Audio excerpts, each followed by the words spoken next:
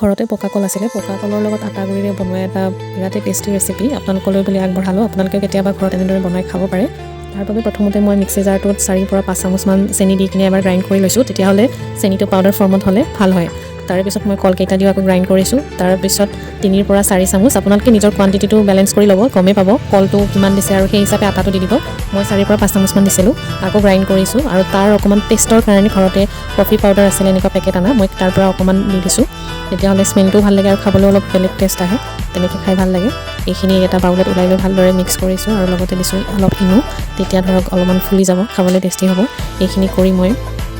ধুনীয়াকৈ এটা প্লাষ্টিকৰ বাউল লৈছিলোঁ আৰু তাতে অলপমান মিঠাতেল গ্ৰীজ কৰি অলপ আটা গুড়ি ছটিয়াই সেইখিনি দিছিলোঁ যদিও মায়ে ক'লে যে প্লাষ্টিকৰ বস্তু খোৱাটো ইমান ভাল নহয় সেয়েহে মই প্লাষ্টিকটো আঁতৰাই আকৌ ঘৰৰে এটা ষ্টিলৰ বাতিত দিছিলোঁ আৰু এইখিনি ষ্টিম কৰিম ধৰক আপোনালোকে পানীটো ষ্টিম কৰিব পাৰে মই পানীতে কৰিছিলোঁ কুকাৰত অকণমান পানী দি এইটো বহাই দিছিলোঁ বেলেগ একো কৰিব নালাগে গেছটো একদম মিডিয়ামত ৰাখিব তেতিয়া 40 মিনিটছমানত হৈয়ে যাব 40 মিনিটছমান পিছত যেতিয়া কুকাৰৰ চিটিটো নিজে নিজে পৰিব তেতিয়া ঢাকনিখন খুলি বাতিটো উলিয়াই আনিব আৰু তেতিয়া কি হ'ব যেতিয়া নিজেই ঠাণ্ডা হৈ যাব কাষৰখিনি এনেদৰে ধুনীয়াকৈ এৰি আহিব আৰু তেতিয়া এখন প্লেটত উলিয়াই ল'ব আৰু এনেদৰে ঘৰত এবাৰ ট্ৰাই কৰি চাব কেনে পাই কমেণ্ট কৰিব আৰু মোৰ ভিডিঅ'বিলাক চাই ভাল পাই যদি এটা লাইক কৰি দিব আৰু এতিয়ালৈকে যদি ছাবস্ক্ৰাইব কৰা নাই চেনেলটো প্লিজ ছাবস্ক্ৰাইব কৰি দিব ধন্যবাদ